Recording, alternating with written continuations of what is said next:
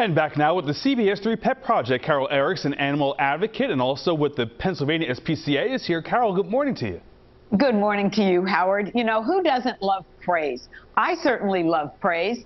I'm always begging Howard for praise, and he loves it when I'm praising him for the jobs that he does right, which is just about everything he does. And you know what? It turns out that our dogs are no different than we are. They love to be acknowledged for doing things right. And it was proven in a study. Oregon State University did a great study on pet parenting styles. And in this, they found out that warm owner praise, in other words, when your dog does something right, you say, "Good job." And that means better outcomes for the dogs. So warm it up when you talk to them. You have to, of course, take into the individuality of the dog on the kinds of things you're asking them to do. But the dogs that got these warm owner praises were much more securely attached to their caretakers, and they were much less resistant to stress, and they were highly social, and they were persistent in learning tasks. Meanwhile, the owners who have the high expectations for their dogs, but they're very rigid and they're less warm when the dog does something right. Well, these dogs were less secure, less social, and they gave up faster on tasks that required persistence and brain power. And it really was the same thing for the dogs owned by people with low expectations for them and low responsiveness. These dogs also were less secure. So the translation, if you want a social, secure dog, praise that dog for doing a task right, and as they go on the steps of learning that task, and collaborate with your dog. Just creatively solve a problem that you've set up for them.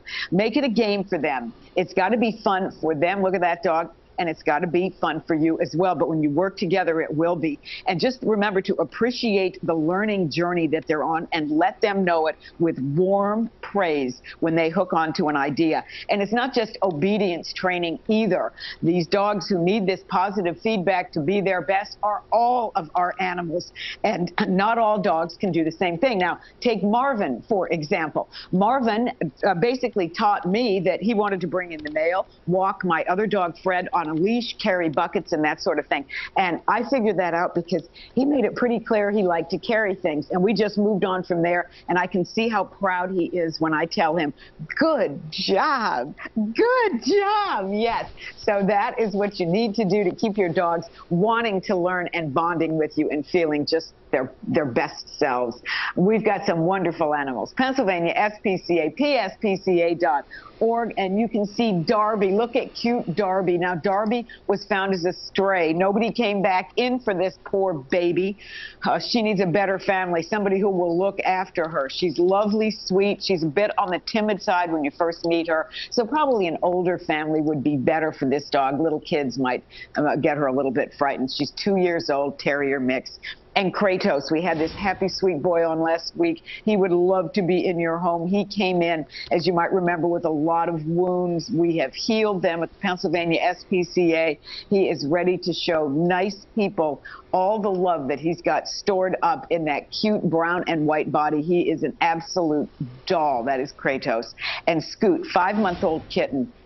Just super friendly, loves to be held, climbs around. Just a great, great kitten. And we've got so many animals on our website, pspca.org. Just click on dogs or cats, and you can go down there, listed alphabetically, little stories about all of them. And here is something that's really neat in honor of Valentine's, let's call it Valentine's Month, our Pennsylvania SPCA speed dating adoption event. It's going to be every Saturday. We had one yesterday. And we've got them all through the month of February. They run from 10 until 12. Even though the shelter is open longer, the speed dating is for these certain, say, 5, 6 dogs, cats that will be outside of their cages. You can go around, meet them pretty quickly, and then you can obviously go look at the rest of our animals as well. And that is the fee. Oh, importantly, the fees are waived on the animals in the speed dating event. So really consider that. If you've got a warm and loving home, if you do not have the patience or the time for an animal, do not get one. Our shelter, 350 East Erie Avenue, that is in Philadelphia. That's where I got this genius right here. Marvin, he's a genius because I listen to him. He doesn't just have to listen to me.